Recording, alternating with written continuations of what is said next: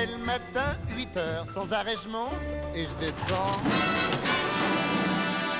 Installé au 9e étage d'une tour, Bob FM est une radio associative créée à la fin des années 80. Véritable institution, la radio est très active dans son quartier. Depuis peu, un animateur propose un atelier radio aux jeunes du centre social, une initiative qui occupera la joyeuse équipe jusqu'en juin prochain. On ne démarre pas l'atelier dans les 2 minutes top chrono. On leur laisse un petit peu de temps pour souffler et puis après, on va attaquer, nous, notre travail à proprement dit d'atelier. La radio, c'est quand même quelque chose d'assez complet quand on y réfléchit bien, puisqu'en fait ils doivent écrire leur chronique, donc ça veut dire qu'ils doivent faire des recherches, aller sur internet, démêler le vrai du faux avec tout ce qu'on connaît en ce moment. Je pense que c'est quelque chose qu'il faut vraiment qu'on travaille. Et après, une fois qu'ils doivent passer à l'enregistrement, là ça leur apprend donc à maîtriser leur expression, leur diction. C'est assez complet au final et ça vient bien en complémentarité de l'école et de même plus tard dans la vie de tous les jours au travail. Ça avait un générique de début, de fin, et puis au milieu il y a tout le blabla. Et puis surtout, elle a un nom. Donc je vous avais demandé de réfléchir à un nom d'émission.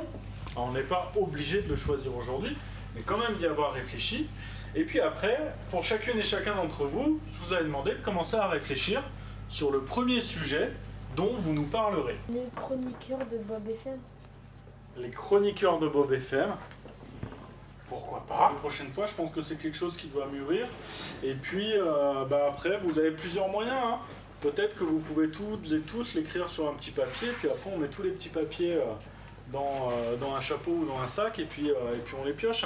Alors ici on va travailler sur des chroniques radiophoniques. Des chroniques, donc c'est un sujet plutôt au format court. On va être sur une grosse minute, 2 minutes, voire 3 minutes, peut-être pour celles et ceux qui vont en réaliser des plus grosses.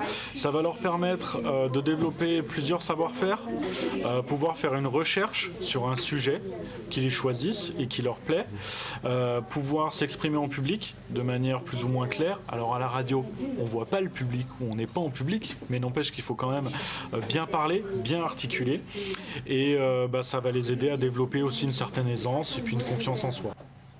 La vie des adolescents. Les robots.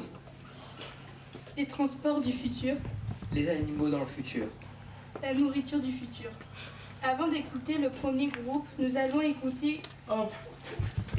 Alors pareil, ça vous fait marrer, mais moi c'est moi qui rigole. Vas-y. Mais en fait, le problème c'est que dès qu'on va faire l'émission, faudra pas rigoler parce qu'après ils vont prendre ça pas au sérieux. Cette initiative autour de la radio comme moyen d'expression est intégrée à une action baptisée Le Classe, le contrat local d'accompagnement à la scolarité avec aide aux devoirs, suivi scolaire et projets divers. Alors c'est demandé par les parents et on a vu avec les enseignants, on a mis en place quelques outils de liaison entre les enseignants, les parents et nous pour vraiment que les élèves qui fréquentent le classe puissent vraiment avoir un suivi et que ce soit transparent autant pour les parents que pour nous, que pour les enseignants et pour l'élève aussi d'ailleurs. Pour parler d'un sujet et d'être à l'aise et puis d'assurer une certaine crédibilité, on va se documenter. On va aller chercher différentes sources pour être capable de bien définir son sujet et bien faire passer le message, ou en tout cas ce que l'on a envie de faire passer aux auditeurs. Et puis au fur et à mesure du temps, après, moi je vais venir les enregistrer leurs chroniques dans les conditions faussement du direct. Ça va aussi leur apprendre à être capable de faire le silence. Comme on voit là en ce moment, ça commence à filer. Mais ça leur apprend aussi, au-delà du travail de journalistique et radiophonique, un certain savoir-vivre, etc.